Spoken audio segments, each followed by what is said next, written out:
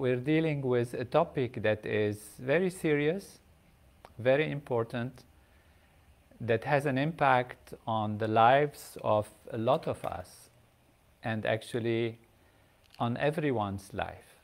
There is no situation in our life, no conditions, usually no people, that do not experience a loss at one point or another in their life. So loss is part of life, and this is something very important to first realize. Because when we realize that, this is already a realization that we are not in a unique situation. We are not in something absolutely exceptional. People who have gone through life have seen many kinds of losses, particularly those who are maybe at my age or older. We have lost grandparents and parents also, but sometimes also friends.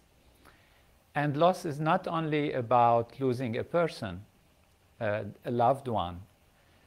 One can lose one's beloved pet, an animal that is a friend for life. One can lose a job, one can lose even some money, can lose in the stock market. One can lose from poor investment, or one can lose the job or a friend or a situation that one is, or one can lose even a bodily function, being in an accident. And all of this loss is very traumatic. Even small losses are traumatic. Why are they like that? It's because they feel like they pull the rug from under our feet. They throw us off. When things are moving in a certain direction, you have certain expectations, you have certain hopes, you have certain plans, and you also have a worldview. Imagine life to be all so orderly and so well functioning, maybe a belief in some order in life, in some justice, in some fairness. And suddenly all of this is shaken. It's shaken for you. It's shaken in your imagination. Even if you lose maybe some money, or you lose a hat, or you lose something. Of course, we do not want to compare these small losses to the big losses in life, but it always brings this sense of insecurity and wonder about what is going on. Let us first realize something, and that is that life is always changing. Change is part of life, and therefore change means you are going from some place to another place, some place to another place, from some situation to another situation. On the small level, it can feel like just the continuation of things, but you leave your home in the morning, you go to work, you left home behind, but at least you expect it to be back when you come back. But if you leave home for another home, you've lost that home in a sense, and even if that new home is a nicer one, there is some sense of loss, some sense of departure from something.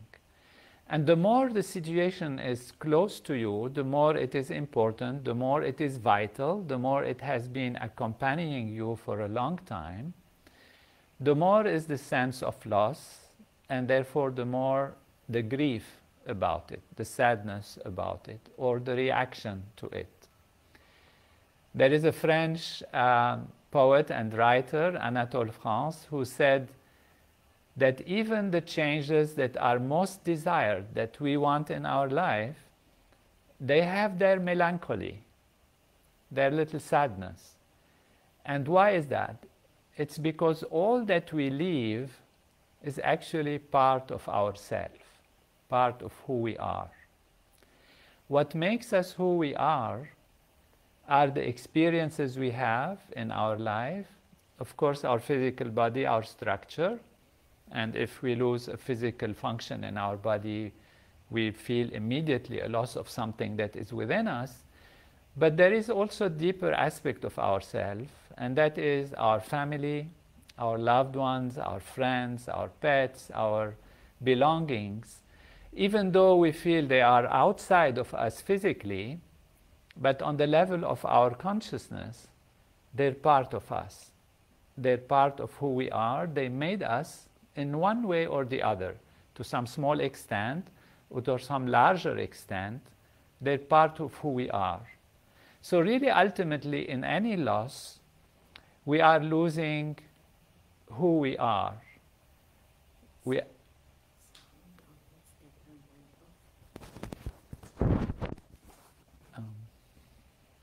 So it seems sound on Instagram went off for some reason. You check.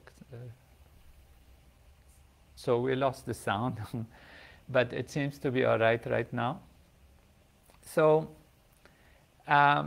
we are always in a field of change. We're always in a field of transformation, of movement. And what makes us who we are is the reality of all the things that we build up in our awareness, in our consciousness.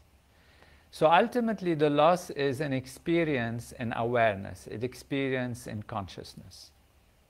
We'll come back to that, but let us now briefly see what to do when we have lost something, because that is the most important aspect of the discussion we are having today, the webinar. We can philosophize about it, think about it, and that helps us to understand where we are. But ultimately, what is important is that we are having the possibility to change things. We are having the possibility to make things better. And the first step that we have to really keep in mind is that loss leads to grief, and that grief is natural. And therefore, the first thing we have to do is accept that we are grieving, accept that there is a loss, and therefore accept the grief that comes with the loss. And the second thing we have to know is that grief is different for different individuals, and different for ourselves even, in terms of when we get the different levels or whatever has been analyzed to be the stages of grief. For example, there was a study that showed that grief has stages. And these stages, usually, if it's a big grief, it starts with denial, which means we cannot believe this has happened. We cannot believe that the person that was with us, that's part of us, is gone, has been lost. And there is this denial. We continue to live in a sense as if that person is never gone. So this is part of grief, and we shouldn't be judgmental about it. That is also very important. We shouldn't be judgmental about how we are feeling, how we are experiencing, because every individual reacts to loss based on their physiological structure and their consciousness, their awareness, their expectation. And now is not the time to be judgmental, because many feel like, I haven't cried, I don't feel like crying, I couldn't cry, and maybe they feel guilty. So guilt becomes part of a feeling that we experience with loss, and one has to realize that this is their own way of reacting to loss. Others will have anger. There will be anger about all kinds of things. That is, for example, about the situation, about why it happens, about life, about circumstances, anger about others, and will feel also potentially anger about themselves. Maybe I could have done this, maybe I should have done that. And that also is part of the reaction to loss. So what we have to do is realize that these are natural reactions, and you don't have to be judgmental about yourself if you are feeling denial or anger. In fact, the denial, for example, is in a way a reality that is true, because the person, if you've lost a person or something, is never really lost from you. is never completely lost from you. Physically, they are not there, but as we said, they are part of yourself. They are part of who made you. So the reality, their contribution to your life until that moment is still there. It's still present there. Whatever we go through in our life is with us until, of course, we overcome and we become a next person and forget the situation in which we are and overcome it. Then, in this case, the reality is that we have overcome and grown to some new level of awareness, new level of consciousness. Because ultimately, loss and grief and denial and anger, all of this is happening in our awareness, in our consciousness. Now, sometimes this can lead to sadness, or can lead to acceptance, can lead to thinking about life and about the meaning of life. And this can happen in any order, in any sequence. So there is no preset sequence, and therefore we have to be not judgmental. I'm saying this again because it's very important. We have to accept ourselves, and even if we refuse the loss on the surface level, we accept that reality. So we give space to ourselves. We give space to our emotions. We keep space to our feeling. If we want to cry, we cry. If we want to feel angry, it's okay. We can accept that. We can welcome that. Of course, it has to be within the norms of not doing things that can create problems for us. And also we have to realize that grief can take a time to finish. And if it goes through one stage to another, from one situation to another, which means at one point we have denial, at another point we have sadness, at another point we cry, or we thought we have gone out of it, and suddenly we find we are in a special situation, and that special situation prevents us from, experiencing life in a joyful way, and we start crying again, and we feel as if we're going backwards. It's not the case, because we have to also accept that grief can be a lifelong situation, even though we have to be able at one point to know that life can be lived in the most complete way, in the most holistic way, with great feelings of happiness and joy and great achievements. And so we have to restart Instagram. So that is something that we have to keep in mind, and to accept that emotions can swell at any time, yet at the same time we have to understand that life can be full, can be lived, and that the person who is with you, the person who has been with you that you have lost, have given you whatever they have, that this is part of life, and now they are gone. And they are gone to their own life, to a new situation. So we don't know where they are, we don't know what they're doing, we don't know how to continue their life. So how are we ourselves thinking about them is something also very important, and we have to let them go on with their existence. And therefore, if we are too much holding them back, at some level we might be not doing the best thing for their own progress. Of course, we don't know about this. This is talking about something, what is happening after life. But from our side, we have to know how to let go. There is a moment which comes where we have to accept. But this having to accept has to happen naturally. Again, not forcing anything, giving space to our emotions, accepting the grief and living it in the way we are, and going back to ourselves and anchoring our life in our own state of consciousness, in our state of awareness, knowing and accepting that life will be offering great potentials and possibilities, and that we wouldn't be doing necessarily anything good for the other if we are continuing to grieve and continuing to be attached and continuing to have either anger or different feelings like that. But all of this we do with simple acceptance and patience. Now, one thing happens with grief is that it takes over also sometimes our physiology, and we can have physiological symptoms. So grief can be lived as aches and pains, can be lived as tiredness and fatigue or sleepiness or withdrawal from society. And that is also a possibility.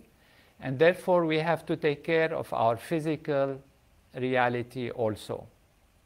Therefore, if we want to have just some tips, some few points about how to deal with the situation of loss. One is the acceptance, the acknowledgement of the loss. Two is discuss it with others, talk about it, accept to express your grief and your pain. If you don't have the occasion, or if you talk to others and feel that they are awkward and the way they are dealing with it and the way they are talking to you, then also understand that it's not easy to handle the situation with loss, and others can be awkward, and therefore be accepting and forgiving, because they might not understand you and your situation and what you are feeling deeply. In this case, you can also write down some things about your loss. So if you take a piece of paper and start describing your feelings and what you are losing, make like a journal. And some people in these circumstances, they even write beautiful emotional things that can be helpful to others. Some even feel they have the emotions that come in terms of even poetry, and they can write it down if they feel overwhelmed by it. This helps a lot. And you have to think that life can be full, can be joyful, even after the loss has happened. Now, one thing that has helped a lot many people is to maintain a good routine, because we tend to be overwhelmed by the loss and therefore feel lethargic and not want to do things or sad. And for that, a good routine is helpful. So if you used to have a specific activity at a specific time, routine gives the sense of being at home, of being in a comfortable situation, and so do routine things, routine activities, and at the same time you can change your activities. For example, if you like to read books, you can read a book. If this is your values, look at the values that you are interested in your life, the things that you like, exercise, activities of sports, different aspects of relationship, of playing games with friends, and maintain that routine. That will help to create a system of stability and feeling at home that helps us to get over the situation that is encountered. Now, those who are believers or who have a vision of reality, they should understand from their perspective, from their religious beliefs, that there is a different value in life, and then based on that, they can have counseling from either the religious side or from the counselors who are dealing with loss and different situations. If the situation leads to extreme circumstances of, for example, depression, or feeling that there is complicated grief. The complicated grief is when you are not able to function properly and things aren't working. So seek help from your friends and from higher values.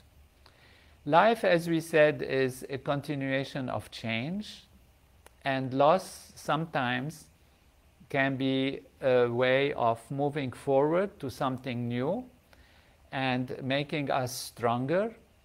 Loss can teach us something that is very profound also, and that is how to be self-sufficient and to be established and anchored in oneself, and accept life as being a reality that is holistic, that has its meaning, and that has its sense of existence, and that there is logic in it, and that the physical aspects of life are always changing.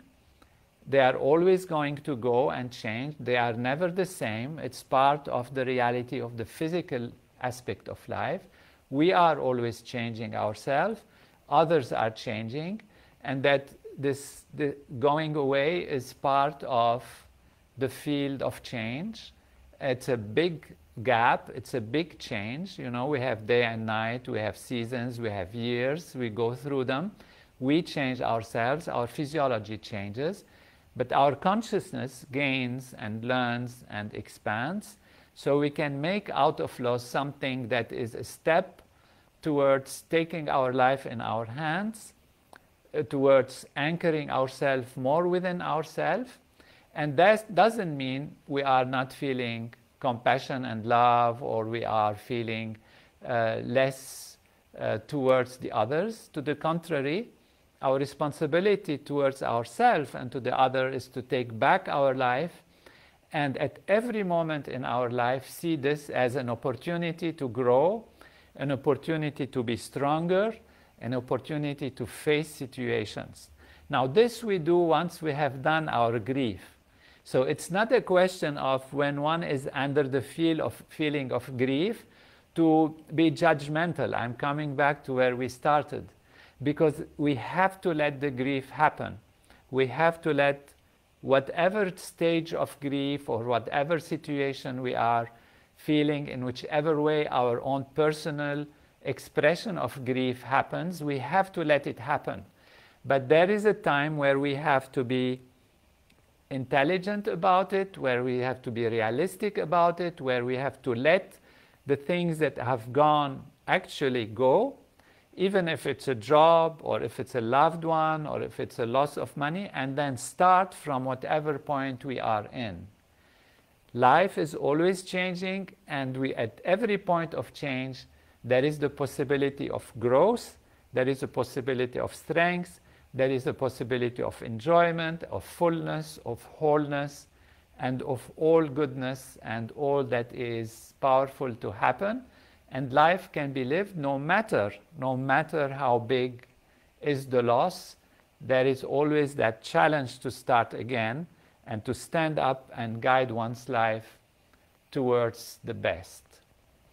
That is something, you know, that is important, that we should live our life in a way that we use our full potential and towards others, so that we can have a best relation with others. We can think of something that has been said by Marcus Aurelius, the emperor, a long time ago, and that is, you should live every day as if it is your last day.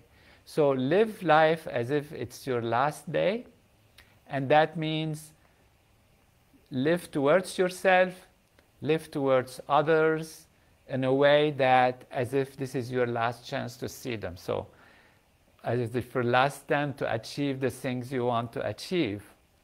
And then Mahatma Gandhi came and said the same thing, but added to it, live life as if it's your last day, and learn as if you are going to live forever, which means accept to learn from every situation and circumstance, as if your learning is going to build up and build up and build up and make you reach the highest level of awareness and consciousness. So life is a continuing flow of a river, and we never step in the same river again. To live is to die a little bit, and to die is to live a lot. but the continuity of life is always on, and we can make the best of it. Transcend, go beyond the change on the outside, is the highest security and strength that gives us the ability to face all the changing phases of life, which can be seen from the perspective of loss and loss and loss, as some of the existentialists say, that life is a field of death because everything is changing, therefore nothing is ever the same.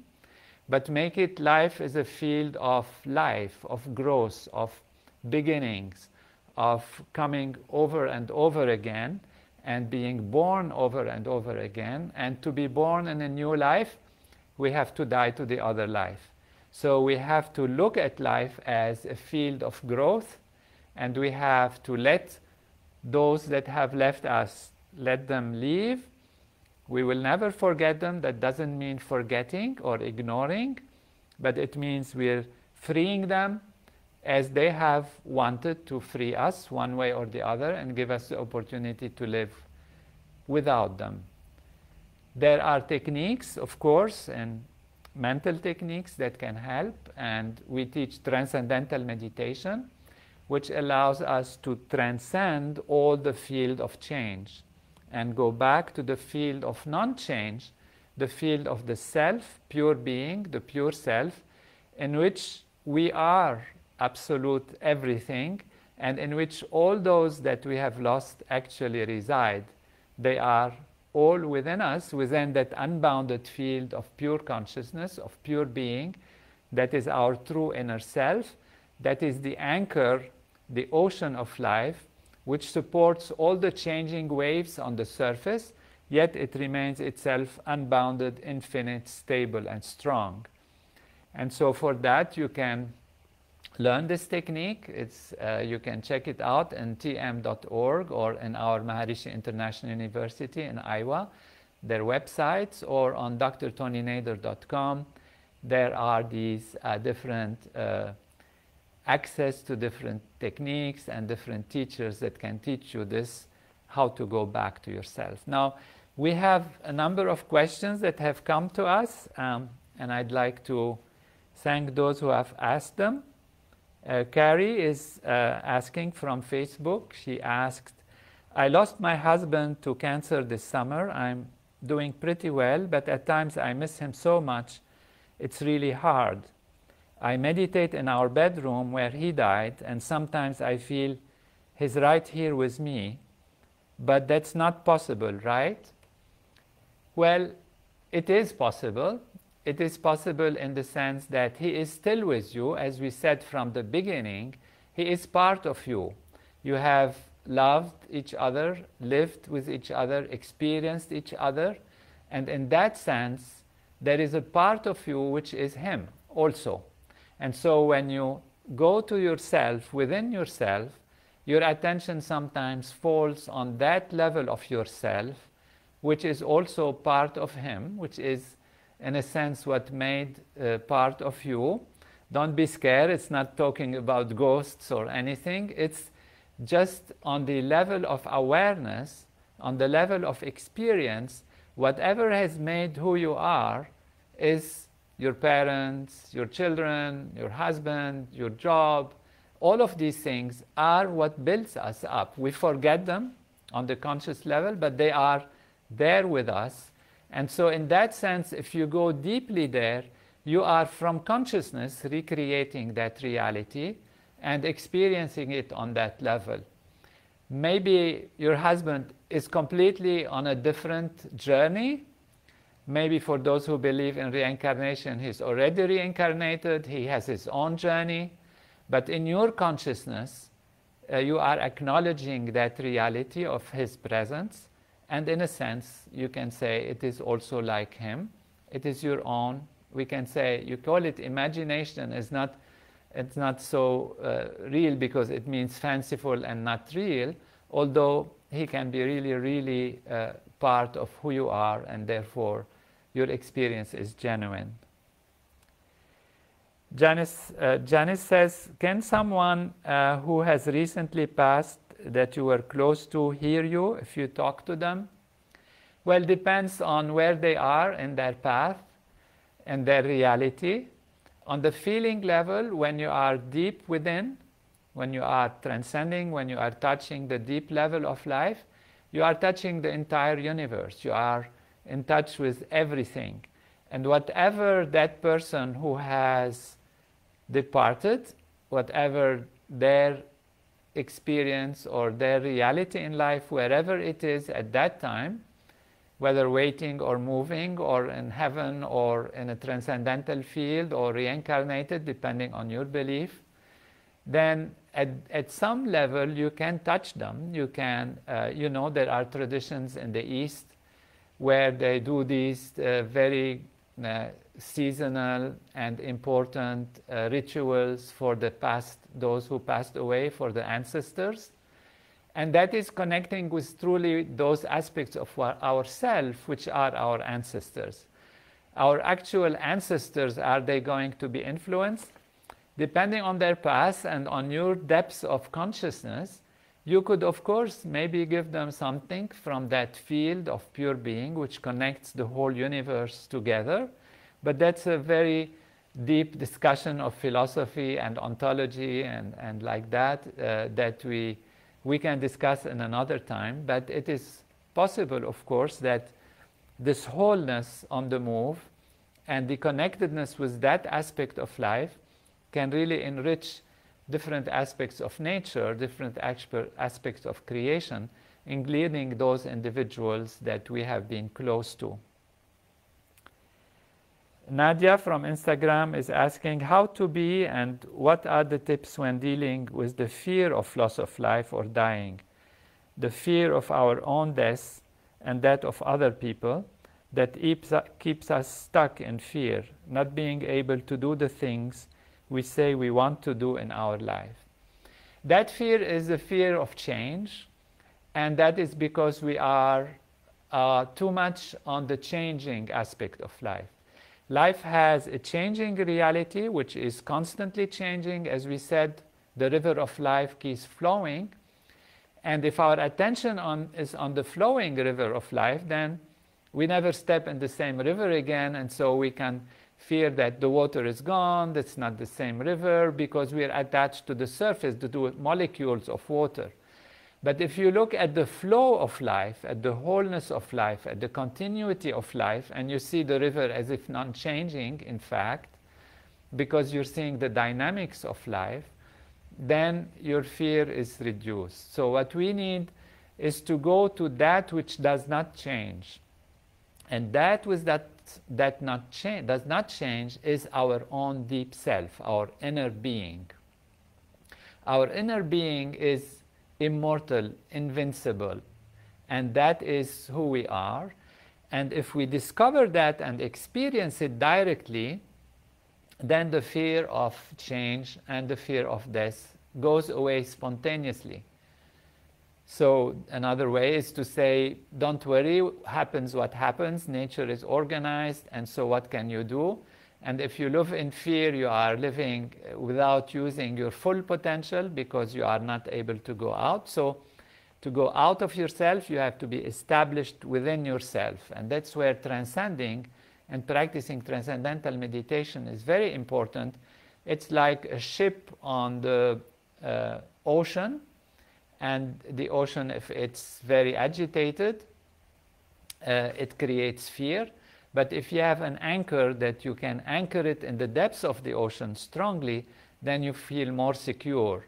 So what we want is to anchor our life within our consciousness, within our life, within that which does not change, with the field of immortality, the field of wholeness, and then we can overcome all fear. Dalia says, how can you support someone who is struggling with the loss of a loved one and grief? So you do all that we discussed. You tell them to grieve. You tell them not to, reject themselves, to accept their grief, and tell them to give space for their feelings, and that life is a flow of fullness, and all these points that we have discussed. And if they are really in a complicated fear situation, they can get advice or practice transcendental meditation and these techniques of going back to the self rather than being on the surface level. I have a question from Lexi. I just lost my 89-year-old mommy and I would like to know how to deal with the guilt I am feeling. So if you feel guilt for whatever reason, as we said, this is part of grief. And some people feel guilt because they feel it's their fault.